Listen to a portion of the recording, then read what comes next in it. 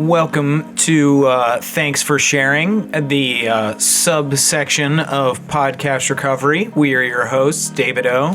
And Eric B. Don't judge us on that intro. It's workshop. Second time ever doing it. Yeah, this is our second time doing this format. Yeah, so we're workshopping it a touch. Yeah. We'll nail that intro when we'll fix it. Hey, it's one day at a time. Eric, it's one day at a time. One day at a time. It's one day at a time. It's one pod at a time. Yeah. Cliche by cliche, guys. Absolutely. So, what are we going to do? You have a burning desire? Do you have anything you need? Well, anything on the tip of your tongue? Any questions? I think what we need to, address is this is our second episode, and we came from a dark place last time, so that would be last week. But that was a few weeks ago. I want to apologize for that, everybody. A lot of doom and gloom over there on the other side of the mic. I still have dark spots, and I was in one mentally, emotionally that day. I was in a very pessimistic mood, which we're allowed to have. We're allowed to have those moments where shit seems overwhelming. Yeah, and where the scope of things coming through the coffee filter of our spirit can leave a stain. And sure. I thought that was a very good metaphor. Thank you. I acknowledged it. Yes. Yeah. I guess that's as much as I could hope for. Yeah, but again, shit happens. I'm in a better place today. And we'll talk about it. Still, there's definitely some dark stuff going on, but that's what this is all about. With the reason we started this offshoot of podcast recovery is more so our fans can get to know us as people, because we're also our process. Absolutely, our process as well. We're constantly interviewing everybody else and asking the Q&A, and how often are we asking ourselves these questions? It's a great question. That's I was in a kind of dark place last time.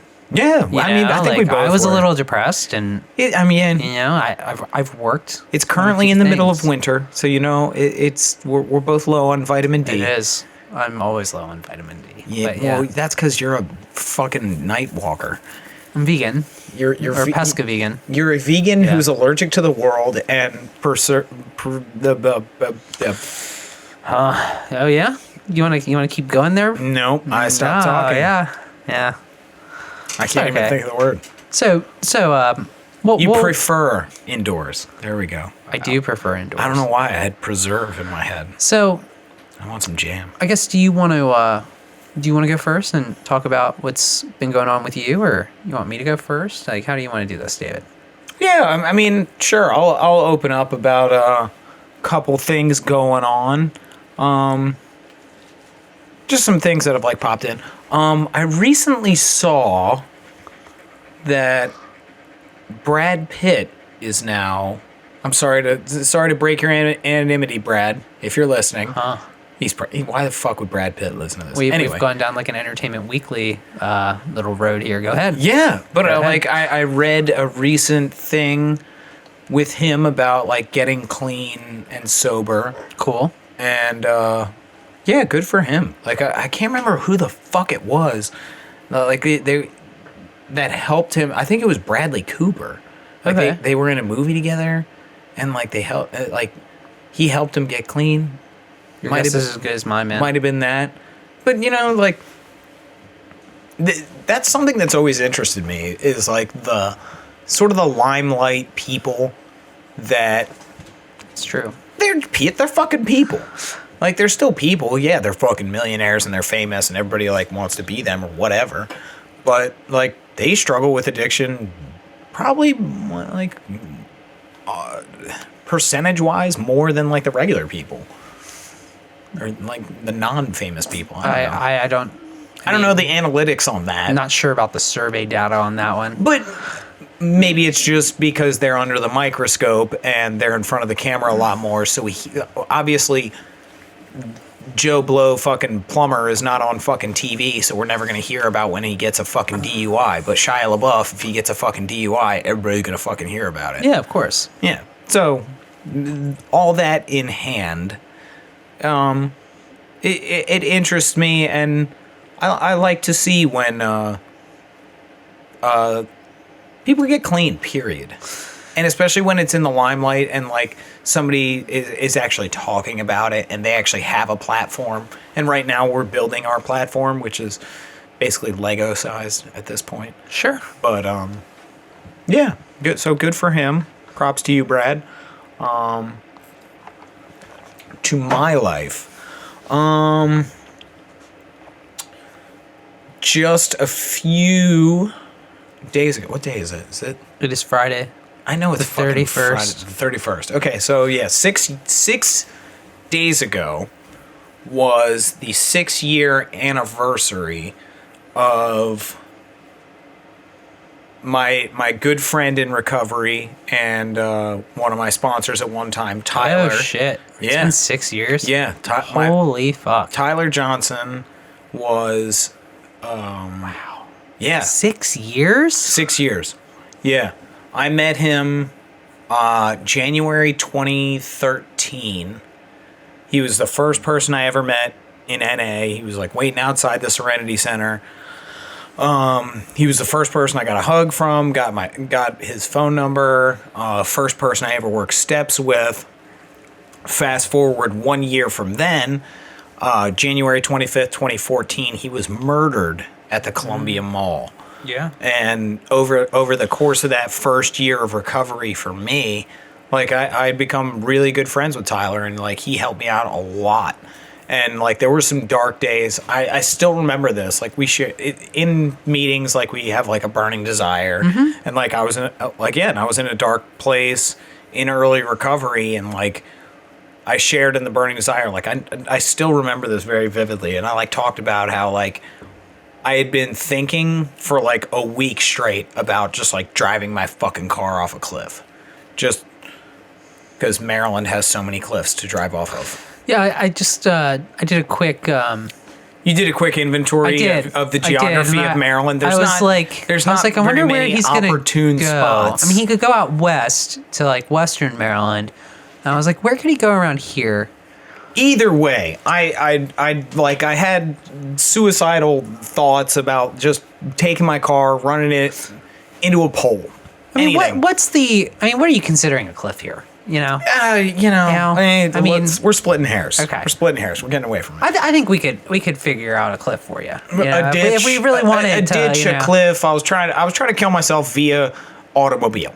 Period.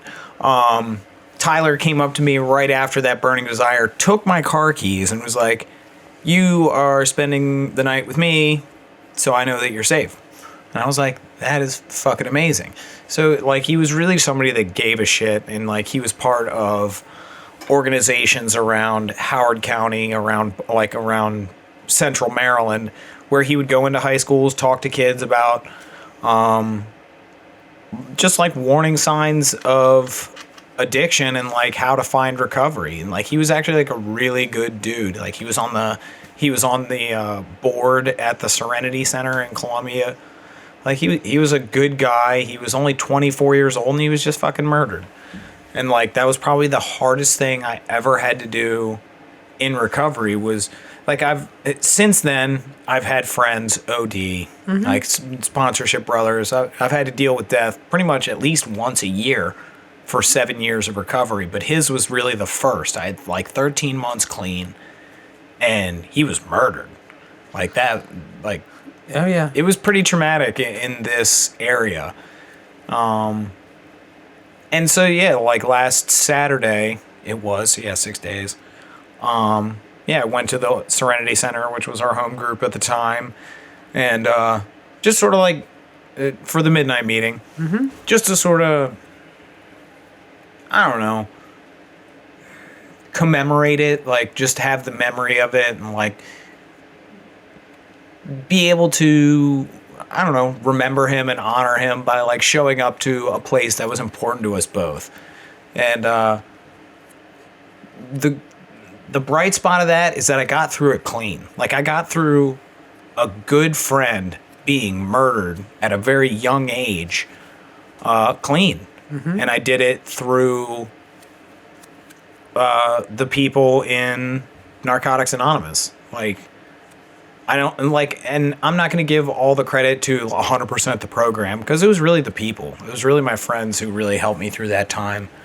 But still, every like January 25th, like I still remember that day when I got that news pretty vividly. And every year it's gotten easier, and like there was a couple hard moments because I had like the day off at the time. And like I talked to my sponsor about it. He was like, maybe you should start doing something positive every year. Like if you know that like it's kind of like a trigger point kind of day, maybe like make some plans to like go and do something for other people or do something for recovery to really make it like a positive day, to sort of like have an opportunity to live vicariously a little bit. Yeah. Like and do something that he would have done. And yeah, something to be proud of instead of just like crying and fucking mourning the day. Like instead of mourning the day, try to celebrate it and the fact that like you're alive and you got to spend that time with him, and it has been a blessing in my recovery, period. So yeah, that's where I was at 6 days ago. And yeah, like one of the biggest lessons I've learned in recovery is like the things in life don't change, you know? Like we're gonna lose friends, we're gonna lose relationships, we're gonna lose jobs. Some people's houses are gonna catch on fire. Like we're gonna lose pets. People are gonna die. Like those things aren't going to change. In active addiction, like fuck, my cat just died. I'm gonna go get high. My friend just got murdered. I'm gonna go get high. And it's like that's not an option anymore. So what are we gonna do? And the option is to really live and how to grow and become better with those things. Yeah. Because if those things aren't going to change, something has to change in order to get through them. I can change myself to be better prepared for those situations. And like, it sucks. Like dealing with death sucks. Like I've lost 2 sponsee brothers to overdoses and had to go to their funerals. I went to another funeral last spring for a good friend who OD'd. And I don't want to say it like it gets easier, because like in the moment it doesn't get easier. It's like the healing time is faster. Yeah. Getting that spiritual neosporin, I guess, to speed up the healing time. That was a bad analogy. You didn't acknowledge that one. I made a very small sound. No, that was bad. I'll admit it. So yeah, like anybody out there who's listening and has recently dealt with that tragedy, it gets better. Like, it's nothing to use over. That's the biggest lesson I found, and what a lesson to learn in early recovery is that no matter how bad the circumstance, like you don't have to use. That is true. And you can get through it clean, and there's people there all around you who will help you through those situations and those times to make it a little bit easier, you know? Of course. Yeah. So where are you at, Eric? All right. Well, do I want to talk about a work thing? No. It's more of a career thing. All right. Or do I want to talk about meditation? I don't want to hear about either of those. Well, I guess I'm kidding. I'm being tongue-in-cheek, people. Well, you know, we don't know about that. I mean, well, I don't know what you the have word a thing, tongue and you have a cheek. I don't know. I don't know what you're gonna say. Like, so I'm in the dark here. I guess I'm still the meditation. So recently, I'll talk about meditation for 5 seconds, but then I'll talk about the work thing, because the work thing is very fresh. Well, I wanted to hear about the 4-point plan. That's part of the meditation. Oh, okay. So, I'll do 5 seconds of that because that's still evolving. But yes, then I'll talk about the work thing as well.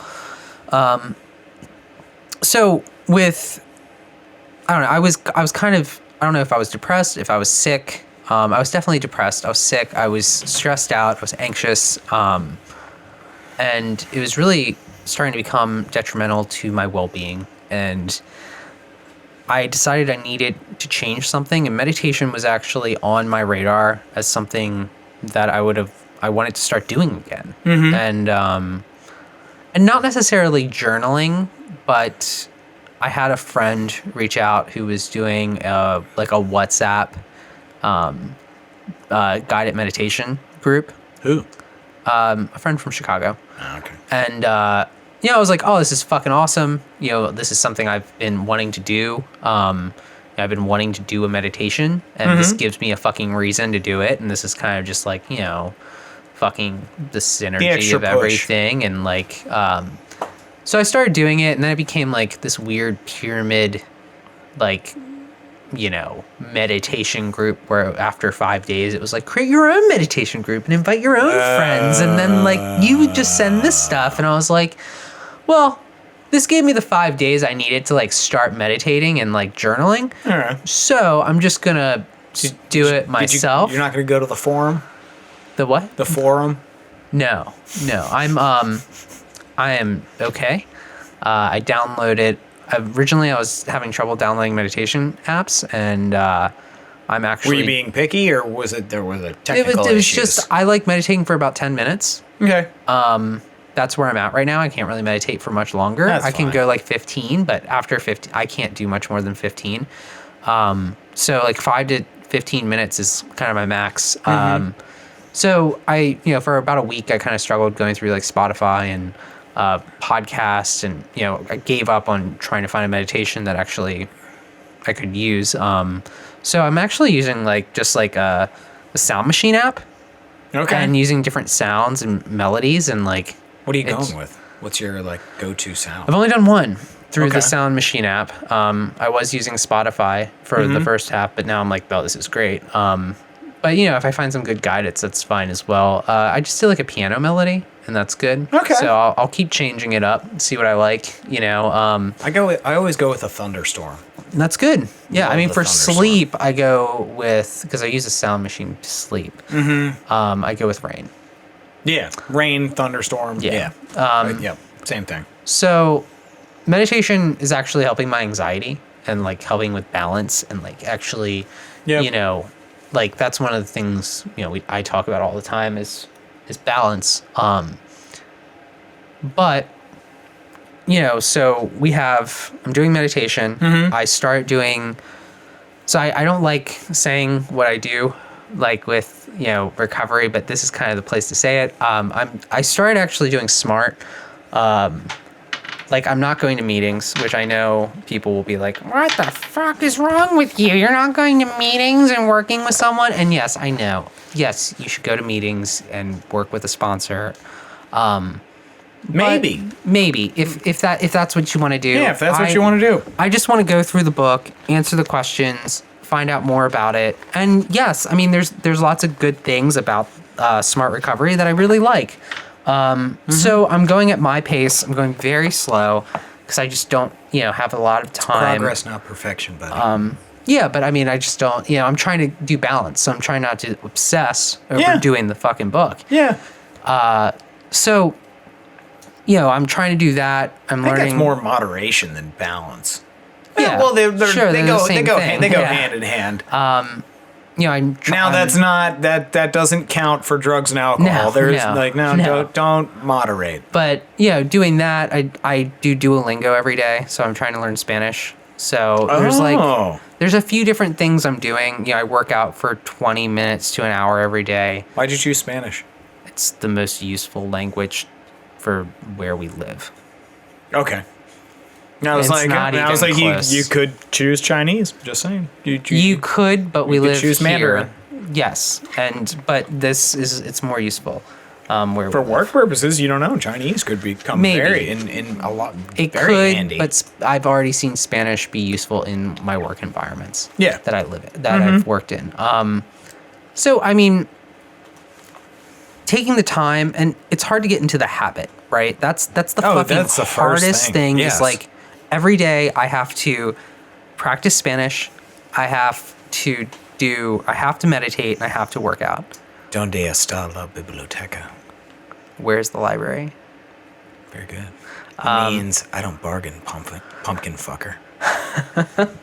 Sorry, that was Deadpool. Sorry. So, and like the doing like the smart recovery journaling, and eventually I'll move to other things. Like I want to celebrate recovery a little bit. I want to look at. So you're investigating recovery. I'm interested in understanding more about different fellowships and how I can take different aspects and make it my own. Absolutely. But okay, so that's kind of what I'm doing for meditation. It's actually helping me like get my mood up. Yeah. And like, taking just 5 minutes and turning off my computers and watching an episode of TV at night. But then the second thing is I've been kind of, I've been working for the same company for 2.5 years, the same role, and I feel stagnant. So I'm the same boat with you. Yeah. So I actually talked to my supervisor today. You just transitioned to the work thing? Yes. Cool. Okay. Just seamless. Yes. Seamless. Dude, that segue was just zipped right in. Seamless. And so I guess, and this is kind of like a hard conversation to have with a supervisor, is when you're saying, hey, I know you're my boss, but I'm looking for a new role in the company and I want a new job. Right? That's a scary conversation for people to have with their boss. Yeah. Because you're saying like, I'm not happy. Essentially what you're saying is I'm not happy with what I'm doing now and I want to grow. Yeah. And I mean, my boss was great about it. Yeah. She was like, oh yeah, that's fucking awesome. Like, yeah, I'll support you and like, just CC me on the emails and I'll give you a great reference and you're going to do great at whatever. Cool. So, I mean, that's good. Cause I actually, Mary Catherine pointed this out. I only do things for about 2 years. Everything in my life.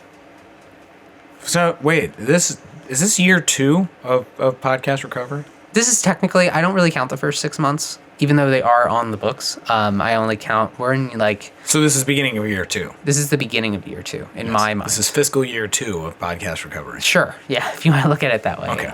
Yes. Usually I only make it about 1.5 years, 2.5. This is the longest I've ever been clean right now. I know.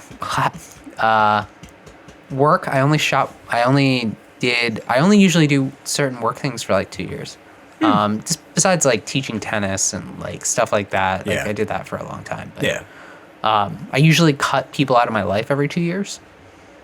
All right. I feel so privileged. I actually do purges. Oh God. You did. You literally did just a purge. You purged Facebook. I purged Facebook. Oh God. And actually a few months ago, like about 2 months ago, I deleted probably 70% of my contacts in my phone. I feel some sort of way, a kind of hubris about being left standing. Yeah. I kind of feel like king shit on Turd Mountain right now. I mean, it's not really like whether people are good or bad. Like if I don't really fucking talk to you. Yeah. Do I need to know what you're doing in your daily life on Facebook? Yep. Really, you're more of a distraction than anything else. Yeah. And I actually just went through my Instagram, my personal Instagram, and I unfollowed everything I didn't want to follow. And some of that was like people that I know. And I was like, I just don't want to follow you. I want, like, when I go on Instagram, the feed, I want to see cool fucking photography, cool art. Like, I want to see, like, I want to see vegan food. I want to, like, see cute animals. And, like, I don't really want to see your fucking kids. And, like... Yeah. I don't care what your political shit is. Fuck you, you're gone. Exactly. Oh, dude, I did that on Facebook recently. I was like... And not because I'm, like, opposed to, like, the conversations. It it just gets monotonous. Yeah. And like you just see people who are just like so set in their ways in whatever it is. And it's just like, okay, you're not going to change. I'm sick of seeing this shit every day. Goodbye. I agree. And like, and on top of that, it's like, when was the last time I saw you? 2 years ago? I was like, fuck you. I don't like. I mean, it seems harsh, but like for real. Not that I'm better than you. I'm not saying I'm better than anybody. It's just that like, I don't have fucking time for this shit. Well, like, how do you have time for somebody you haven't seen in numerous years who's pissing you off with their social media? Exactly. Like, get rid of them. Exactly. Get rid of them. And that's, I mean, I don't know. I keep a tight group of people that I actually want to hang out with. Yeah. Right? Like, I don't want to hang out with that many fucking people. My net is a lot bigger. There's a lot of people I want to hang out with, and it's just like time constraints make it very difficult. Yeah. Like, I like Nathan and Molly. Like, I love the shit out of them. I would love to hang out with them more often. They're on the complete other side of town. They live a fucking hour away. Like, they don't really come to this part of Maryland anymore. When they do, it's like. Did you say they live an hour away? Like 45 minutes. You live in Towson, right? It's like 45 minutes away, dude. 30. Have you seen 695? Yeah. Have you been on 695? I mean, yes. You avoid 695. Actually, so I play D&D every week. But when I have to, when I go up to my, like grandmother's and play D&D with my cousins and my uncle, it takes me about an hour Regardless. Point being. And that's in White Marsh. But yes, you're right. Like, it takes a long time. Yeah, it takes time. Like, and it turns. I mean, when you were fucking living in Sykesville, yeah, like that was 35, 40 minutes away. You know the irony of that is though? What? Is that I was hanging out with you guys more when I lived in Sykesville than when I moved back here.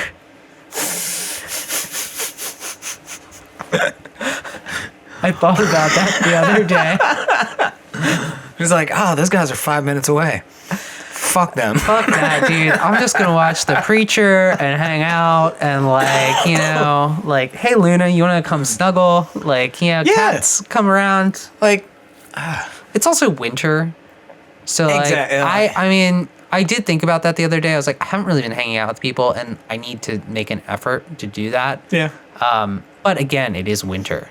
And like, I know no one's. But this is such a mild winter. It's not like we've been sludging through snow or anything. It doesn't matter. It's still cold and dark. It's cold and dark. Yeah, it's not really the cold, like it, or you know, it's not that. It's not like, oh, it's snow and ice outside. It's more just like, oh, it's dark at like 5 o'clock. I still think like humans have like an innate like sense of like hibernation inside of us. I can see that. Like. Kind of, yeah, in a way. How many people do you see doing outdoorsy shit in the fucking winter? None. I used to. I used to play platform tennis. Outdoors? Yes. What? We have been over this. I didn't know that platform tennis, which I still don't understand. I didn't know it was an outdoor thing. Yeah. I thought it was indoor. No, it's outdoor. I used to play in like negative temperatures. That's fucking stupid. It's awesome. It's my favorite sport ever.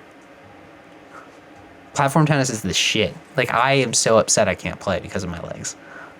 I'm totally gapping on the game we learned this fucking summer. That is pickleball. Pickleball. Yeah, I was like, oh shit. That's like the retirement game. So. It's great. No, I like pickleball. I love pickleball. I like it's pickleball. Fucking great. Very quick. Like, it's not like a lot of the other racket sports where there's a big gap between learning and being good. Yeah. Which is good. Or even serviceable. Yeah. Like, even being competitive. Like, yeah. It's, a day. Yeah. A day or two. And, like, you can win some games and have some fun. Yeah. All right. Well, I think we're about out of time. We're coming up on that 30-minute mark, sir. Are we? Yeah. So we're going to shut it down here. Well, I want to make sure. What was that? We open the floodgates. I want to make sure that everything's fine. With who? With me. I just want to make sure that, like, have I talked about everything? Do I need to talk about anything? You can always save it for next week.